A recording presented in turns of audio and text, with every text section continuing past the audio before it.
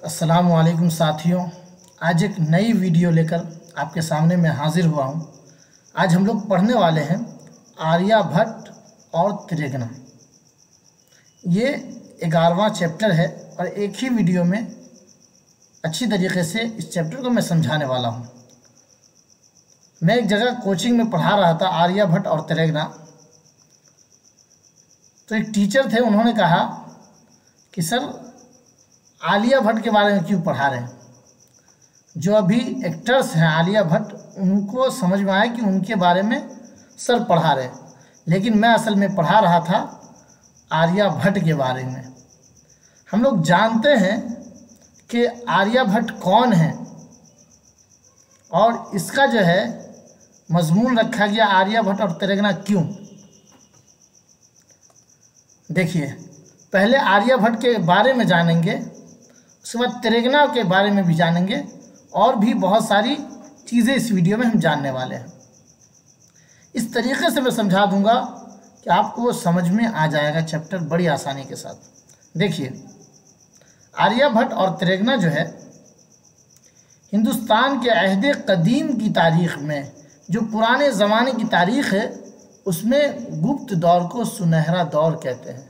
अहद कदीम की तारीख़ में गुप्त दौर को सुनहरा दौर कहते हैं। गुप्त दौर को कैसा दौर कहते हैं? सुनहरा दौर कहते हैं गुप्त दौर को।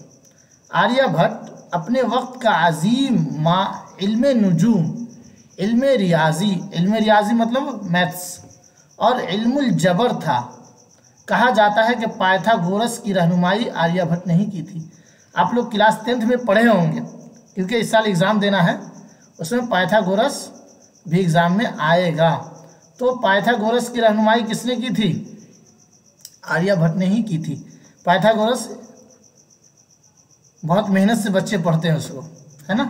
चलिए, आर्यभट्ट पटना के मगरिब में खगोल में 476 ईस्वी में पैदा हुए। कब पैदा हुए? 476 ईस्वी में पैदा हुए और 88 साल की उम्र में 564 ईस्वी में इंतकाल हो गया। कितनी उम्र उन्होंने पाई? 88 साल। कितना? 88 साल। कमेंट बॉक्स में लिखिए, 88 साल उन्होंने पाया। उनकी क्या क्या खिदमात है उसको हम लोग देख लेते हैं, है ना। उन्होंने क्या क्या अंजाम दिया है, कारनामा, उसको देख लेते हैं। साइंस के मुहक्किकीन लिखते हैं कि आर्यभट्ट पटना शहर से 30 किलोमीटर जुनूब में मसूढ़ी के नज़दीक त्रिगना में अपने तहकीकी कामों के लिए एक तजर्बागाह कायम किया था और त्रिगना में ही बैठकर अपनी मशहूर तसनीफ़ आर्य सिद्धांत और तंत्र को लिखा था। ये किताब है आर्य सिद्धांत और तंत्र। इसको उन्होंने जो है लिखा था त्रिगना में ही बैठ करके, जहाँ पर उन्होंने तहकीकी कामों के लिए एक तजर्बागाह कायम किया था। वहाँ पर उन्होंने इस किताब को लिखा था, आर्य सिद्धांत और तंत्र को। ठीक है। ये जो आर्यभट्ट दुनिया का पहला साइंसदान था जिसने साबित किया था कि ज़मीन कैसी है, ज़मीन गोल है। दुनिया का पहला ऐसा साइंसदान था जिन्होंने साबित किया था कि ज़मीन क्या है, गोल है और अपने महवर पर घूमते हुए सूरज की गर्दिश करती है। यहाँ वीडियो नहीं हो पाया बहरहाल, लेकिन किस तरीके से चक्कर करती है मैं अभी बताऊंगा लास्ट में, आखिर में। देखिए, चुनांचे इस साइंसदान ने सबसे पहले सूरज ग्रहण, चांद ग्रहण के बारे में जो है अच्छी तरीके से तफसीली मालूमात हासिल की और कहा जाता है कि इल्म रियाजी में यानी मैथ्स में उन्होंने सिफर का तसव्वुर आर्यभट्ट ने पेश किया। सिफर कहते हैं ज़ीरो को सिफर कहते हैं। इसको किसने पेश किया था?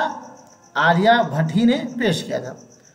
इसी अजीम साइंसदान ने बताया कि हमारी ज़मीन जो है वो सूरज का तवाफ़ करती है।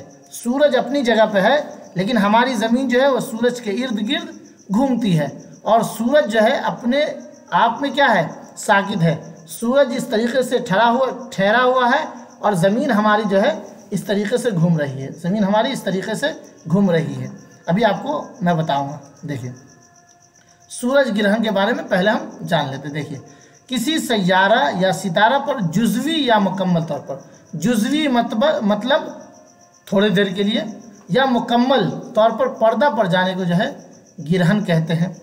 हम ज़मीन के बाशिंदों को दो तरह के गिरहन से वास्ता पड़ता है। हम लोग जानते हैं अमूमन कि सूरज का भी ग्रहण होता है, कभी चांद ग्रहण होता है, ये हम लोग अच्छे तरीके से जानते होंगे। चूँकि ज़मीन जो है, चूँकि ज़मीन क्या करती है, तवाफ़ करती है सूरज का, ठीक है, तो चांद ज़मीन का तवाफ़ करता है, चांद ज़मीन का तवाफ़ करता है और ज़मीन जो है वो सूरज का तवाफ़ करती है। इसीलिए चांद और ज़मीन के इस तवाफ़ के दौरान चांद का ज़मीन और सूरज के दरमियान आ जाना ये लाजमी है, क्योंकि क्या है कि चांद जो है वो ज़मीन का तवाफ़ करती है और ज़मीन सूरज का तवाफ़ करती है। तो जाहिर बात है कि ये अगर सूरज है इस तरीके से नाचेगा तो इसके चांद और टकराएगा ही, है ना, ये चीज़ है। तो ये कह रहे हैं कि सूरज की रोशनी ज़मीन पर आने में मुज़ाहमत पैदा होती है, दुश्वारी होती है, जिसके नतीजे में क्या होता है, सूरज ग्रहण हो जाता है। साल की तवील मुद्दत के बाद ही यहाँ पे कुछ छूट गया है, ठीक है ना, 100 साल यहाँ है, 100 साल की तवील मुद्दत के बाद ही, 100 साल की तवील मुद्दत के बाद जो है वो सूरज ग्रहण होता है। ये इस तरीके से लिखा हुआ है, लिखावट में थोड़ा मिस्टेक हो गया यहाँ, याद रखिएगा कि 100 साल की तवील मुद्दत के बाद जो है सूरज ग्रहण होता है। और सूरज ग्रहण कैसा वाक़या है, जोग्राफियाई वाक़या है, साइंस की बात आपको इस उर्दू में बताई गई है, उसी को यहाँ आर्यभट्ट के ज़रिए एक्सप्लेन कर रहे हैं। तेलंगाना की जोग्राफी ये अहमियत क्या है, क्यों इसकी अहमियत बढ़ गई, है ना। तो तेलंगाना पटना से जो है 30 किलोमीटर की दूरी पर मसूढ़ी सब डिवीज़न में वाक़ है। इसी मुनासबत से पटना गया रेलवे लाइन में मसूढ़ी स्टेशन का नाम तेलंगाना रखा गया है।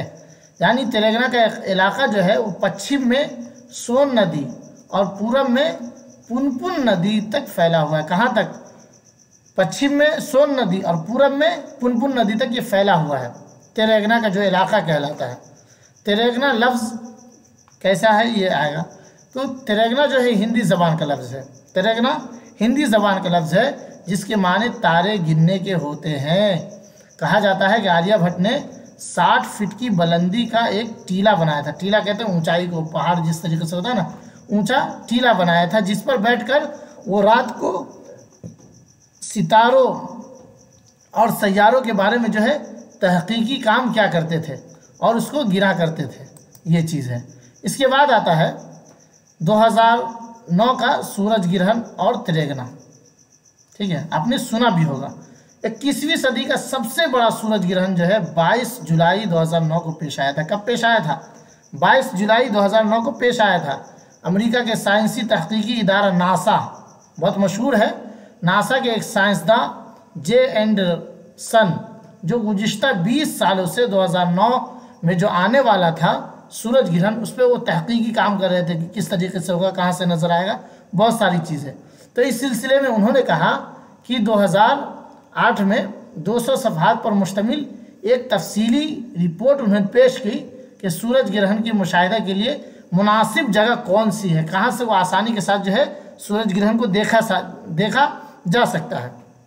उन्होंने बताया जुलाई 2009 को मुल्क बैरून मुल्क के साइंसदान बिहार की राजधानी पटना पहुंचे थे। देखो उन्होंने क्या बताया था कि वो जगह जो है तेलंगाना है, जहां से आसानी के साथ जो है सूरज ग्रहण का मुशाहिदा किया जा सकता है। तो जो पेश आया था 2009 में, वहाँ पर दुनिया के बड़े बड़े साइंसदान आए थे। दिल्ली और नैनीताल जो है रिसर्च इंस्टीट्यूट, वहाँ के भी साइंसदानों की जमात 21 जुलाई को तेलंगाना पहुँच गई। यहाँ तक कि अमेरिका के नासा और इसरो जैसे साइंसी तहकीकी इदारे से साइंसदान और पोलैंड के साइंसदानों की टीम भी वहाँ पर पहुँच गई थी तहकीक करने के लिए, उसको देखने के लिए दूरबीन से, है ना।